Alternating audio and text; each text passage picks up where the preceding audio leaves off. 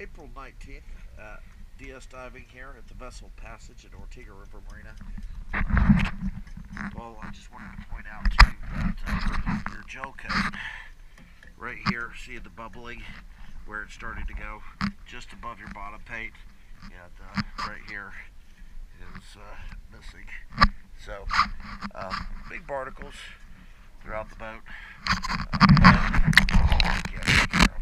So just wanted to point that out to you so you were aware in case you were inclined to set your phone out anytime soon. Let's take a look at some of the stuff